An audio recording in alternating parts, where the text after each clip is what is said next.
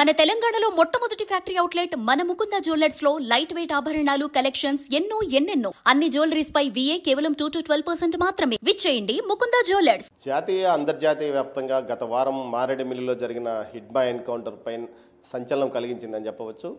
అదే వరుసగా 2 రోజుల పాటు ఎన్కౌంటర్లు జరగడం, దీంతో పాటు మావోయిస్టులోని కీలక అగ్రనాయకులు ఈ ఎన్కౌంటర్లో మరణించడం కూడా జరిగింది. ఈ నేపథ్యంలో తిరుపతికి చెందిన సీనియర్ న్యాయవాది ఈ విషయంలో అనేక అనుమానాలు ఉన్నాయంటున్నాడు. ముఖ్యంగా హిడ్మాది ఎన్కౌంటరే కాదు, కాల్చి చంపారు, తీసుకొచ్చి కాల్చి చంపారంటారు. అంతేకాకుండా FIR పైన అనేక అనుమానాలు ఉన్నాయంటూ ఆయన మానవ హక్కుల కమిషన్ కూడా ఫిర్యాదు చేసిన నేపథ్యం. ప్రస్తుతం మనతో న్యాయవాది విజయ్ కిరణ్ గారు ఉన్నారు. ఆయన అడిగి అసలు ఎందుకు ఆయన అనుమానపడుతున్నాడు, అసలు హిడ్మాది ఎందుకు ఎన్కౌంటర్ కాదు, అసలు కేసు దర్యాప్తులో FIRలో కూడా అనేక అనుమానాలు ఎందుకు ఆయనకు వచ్చాయి అన్న విషయాలను ఆయన అడిగి తెలుసుకుందాం. సార్, మీరు హిడ్మాది ఎన్కౌంటర్ కాదంటున్నారు, ఎందుకు ఎన్కౌంటర్ కాదని మీరు అనుకుంటున్నారు? హిడ్మాది ఎన్కౌంటర్ కాదనేది ఖచ్చితంగా ఇన్వెస్టిగేషన్ తర్వాత కన్ఫర్మ్ చేయాల్సినటువంటి అంశం. అయితే అనుమానాలకి తావిచ్చే విధంగా చాలా అంశాలు ఈ విషయంలో ఉన్నాయి. ముఖ్యంగా FIR కాపీ కానివ్వండి, దానికి అనుబంధంగా ఉన్నటువంటి రిటర్న్ కంప్లైంట్ కానీ పరిశీలించినట్లయితే రిటర్న్ కంప్లైంట్కి FIRకి మధ్య ఉన్నటువంటి డీటెయిల్స్ కొన్ని మిస్ అవుతున్నాయి. రిటర్న్ కంప్లైంట్లో చాలా డీటెయిల్డ్గా ఎలాంటి వ్యక్తులు చనిపోయారు ఇవన్నీ కూడా చాలా డీటెయిల్డ్గా మెన్షన్ చేశారు, కానీ FIRలో అవన్నీ రిఫ్లెక్ట్ కాలేదు. రెండవది, హిడ్మా అలాగే ఇంకా ఎవరైతే చనిపోయారో ఆ ఇన్సిడెంట్లో వాళ్ళందరూ అక్కడ ఉన్నారటువంటి అనేటువంటి సమాచారం ముందుగా తమకు అందింది అని చెప్పి ఆ కంప్లైంట్ పేర్కొన్నారు. రిటర్న్ కంప్లైంట్లో DGP ఆఫీస్ నుంచి ఎస్టెఫ్స్ వచ్చాయి, రంపచోడవరం OST గారికి, SP గారు వీళ్ళందరూ బ్రీఫింగ్ ఇచ్చిన తర్వాతే మేము చేశాము అని చెప్పి రాయటం జరిగింది.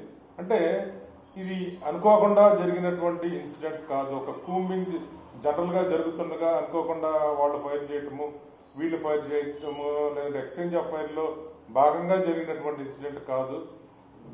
ఎవరైతే చనిపోయారో వాళ్ళ పేర్లతో సహా ముందుగా తెలుసు అనే రిటర్న్ కంప్లైంట్లోనే రాయటం అనేది చాలా ఆశ్చర్యకరమైనటువంటి విషయం.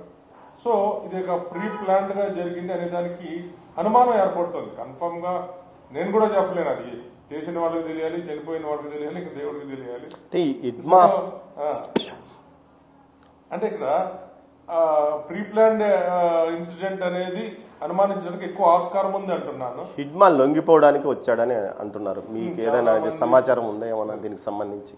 అంటే యాక్యురేట్ ఇన్ఫర్మేషన్ నా దగ్గర లేదు, కానీ చాలా ప్రజా సంఘాలు లేదంటే కొంతమంది రాజకీయ నాయకులు కూడా మీడియాలో చెప్పింది కావచ్చు, ఇతర సోర్సెస్ ద్వారా చెప్తుంది ఏంటంటే విజయవాడలో ఆయన అరెస్ట్ చేసి 20 రోజులకు ముందుగానే ఆయన టార్చర్ చేసి చంపారు అంటున్నారు హిడ్మాని.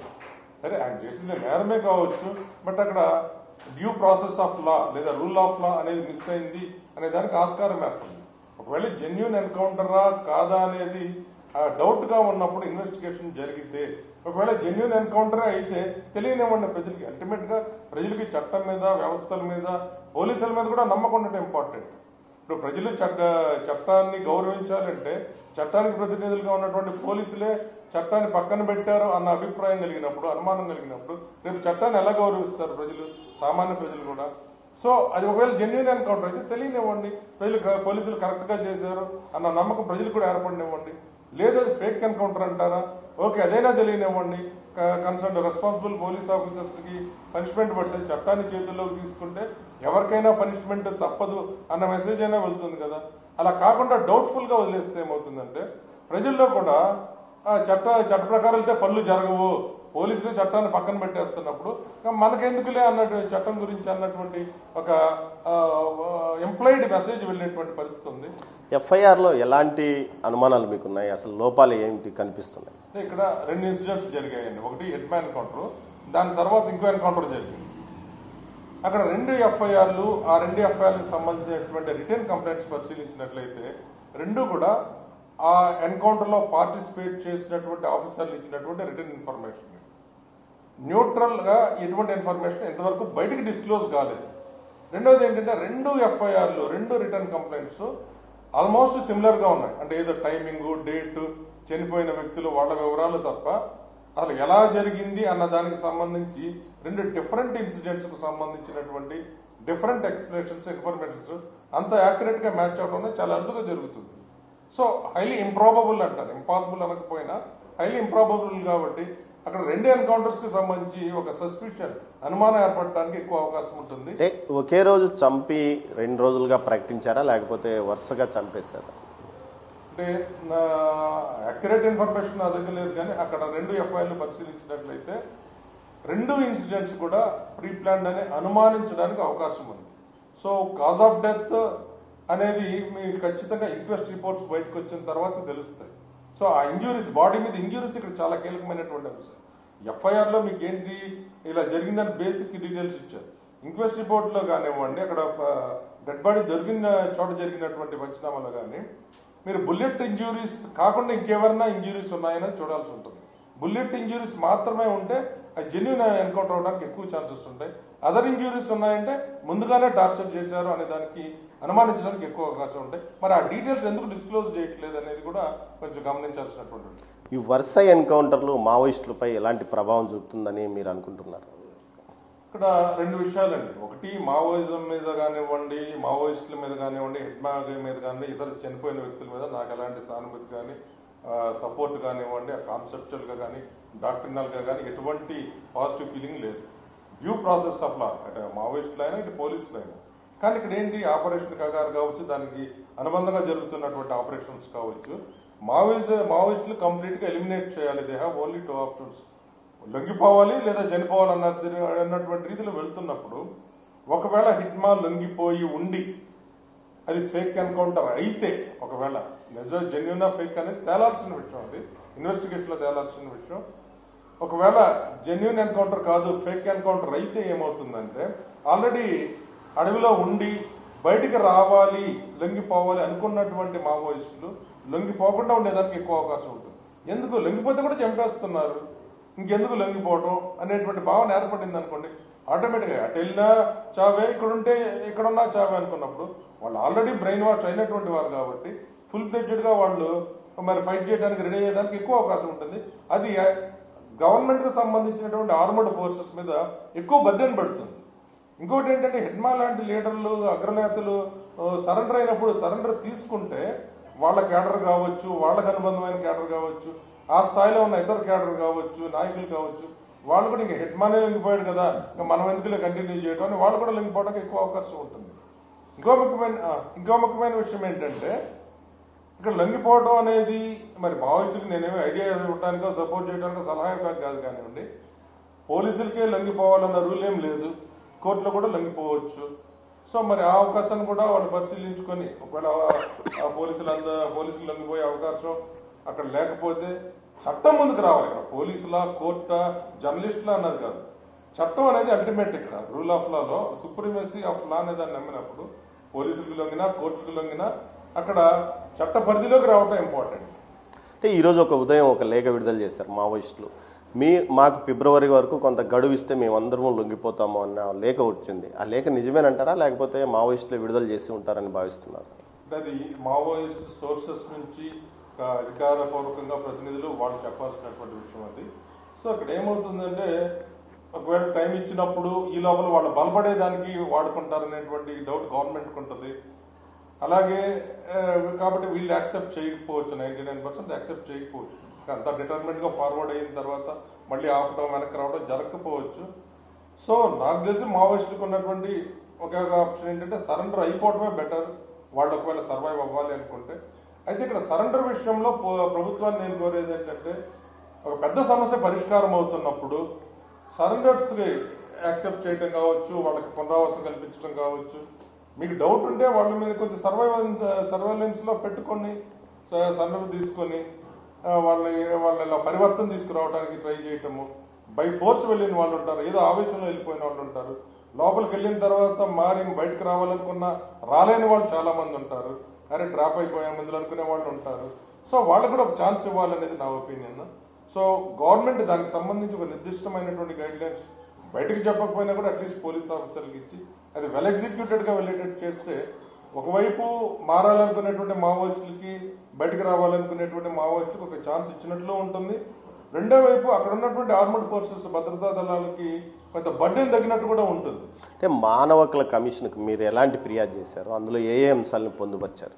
సో ఇప్పుడు చెప్పినటువంటి ఎఫ్ఐఆర్ లో ఉన్నటువంటి ఎఫ్ఐఆర్ కి రిటర్న్ కంప్లైంట్ కి ఉన్నటువంటి మిస్ మ్యాచింగ్ కావచ్చు, ఇంజురీ రిపోర్ట్స్ కు సంబంధించినటువంటి అంశాలు కావచ్చు, అలాగే ముఖ్యంగా మహిళా మావోయిస్టులకు సంబంధించి వాళ్ళు ఇప్పుడు కొంత హిడ్మా కావచ్చు, ఇంకొక ఎన్కౌంటర్ లో చనిపోయినటువంటి వ్యక్తి కావచ్చు, కాస్త వెల్ నోన్ హైకాడర్ మావోయిస్టులు ఉన్నారు. వాళ్ళు కాకుండా ఇంకొంతమంది చనిపోయారు, మహిళలు ముఖ్యంగా. వీళ్ళు నిజంగా మావోయిస్టులేనా, వాళ్ళకి ఆ రికార్డు ఉన్నదా, ఇవన్నీ కూడా ఇన్వెస్టిగేషన్ లో తేల్చాల్సిన అంశం. అంతేకాకుండా ఇంకొక బిగ్గెస్ట్ ల్యాబ్స్ ఏంటంటే ఈ రెండు ఇన్సిడెంట్స్, ముఖ్యంగా హిట్మా ఎన్కౌంటర్ కు సంబంధించి ఇటువంటి ఎన్కౌంటర్లు జరిగినప్పుడు నేషనల్ హ్యూమన్ రైట్స్ కమిషన్ గతంలో ఇచ్చిన గైడ్ లైన్స్ కావచ్చు, అలాగే సుప్రీంకోర్టు గతంలో ఇచ్చినటువంటి గైడ్ లైన్స్ ప్రకారం 2 ఎఫ్ఐఆర్లు అవ్వాలి. ఒకటి పోలీసుల వర్షంలో నుంచి ఎఫ్ఐఆర్ అవ్వాలి, ఆత్మరక్షణ కోసం మేము చెప్పామనేటువంటి ఎఫ్ఐఆర్ ఉంటుంది. అలాగే ఎవరైతే పోలీసులు పార్టిసిపేట్ చేశారో ఎన్కౌంటర్ లో వాళ్ళకి అగైనెస్ట్ గా ఒక ఎఫ్ఐఆర్ కూడా అవ్వాలి. అయ్యి అది ఇన్వెస్టిగేషన్ జరగాలి. ఈ జెన్యూన్ ఫేక్ అనేది పోలీసులు ఎట్లాగూ జెన్యూన్ అనే అంటారు. పౌర సంఘాలు కావచ్చు, మానవ హక్కుల సంఘాలు కావచ్చు, అది ఫేక్ అని అనుమాన పడతానే ఉంటారు. అలాంటి లాయర్లు కూడా అనుమాన పడతానే ఉంటారు. ఆ అనుమానాలు అలాగే వదిలేకుండా వీళ్ళ వైపు కూడా ఒక ఎఫ్ఐఆర్ కట్టి, ఇంకోటి ఏంటంటే neutral agency, independent agency investigation జరిగినప్పుడు అప్పుడు జెన్యూన్ ఫేక్ వాళ్ళు చెప్పేస్తే అది వేరే విధంగా ఉంటుంది. రిలవెంట్ కాబట్టి చెప్తాను. ఇప్పుడు దిశ ఎన్కౌంటర్ జరిగింది, అందులో కూడా తీవ్రమైన ఆరోపణలు వచ్చాయి. అది జెన్యూన్ ఫేక్ అంటే చాలా మంది జెన్యూన్ అనే అనుకున్నారు. ఫైనల్ గా జస్టిస్ సిర్పూర్ కమిషన్ ఏం చెప్పింది, అది ఫేక్ ఎన్కౌంటర్ అనేది. జరిగింది హీనియస్ క్రైమే కావచ్చు, దారుణంగా రేప్ చేసి చంపి ఉండొచ్చు.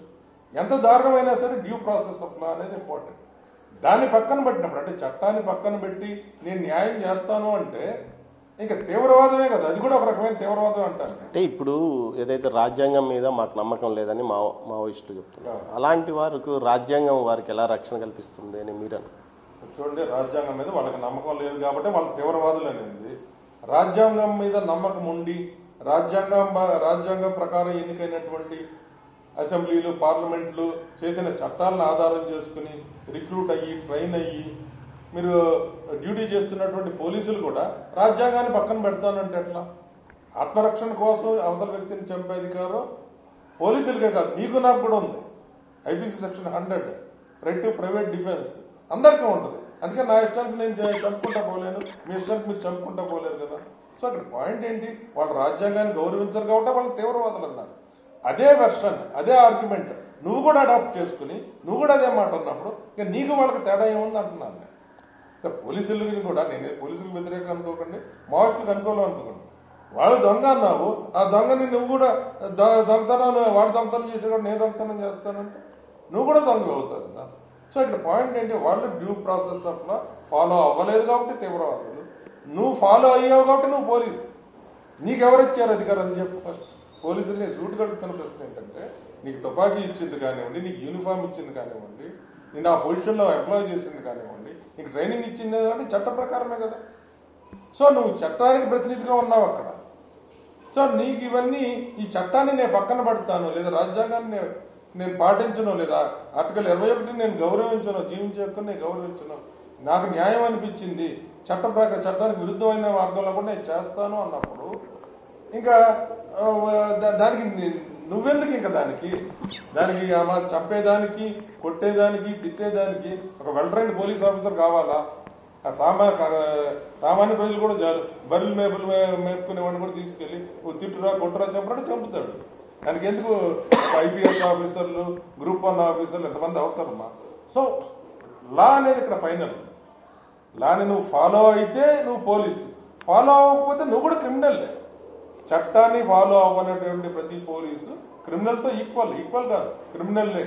ఇప్పుడు దిశ ఎన్కౌంటర్ కేసులో కూడా ఇన్వెస్టిగేషన్ జరిగినప్పుడు ఒక విధంగా ఉంది, ఇప్పుడు వాళ్ళు కూడా ప్రాసిక్యూషన్ ఫేస్ చేయాలి కదా. అలాగే ఈ ఎన్కౌంటర్ విషయంలో కూడా న్యాయ విచారణ, న్యూట్రల్ ఎంక్వైరీ జరగాలంటున్నాను.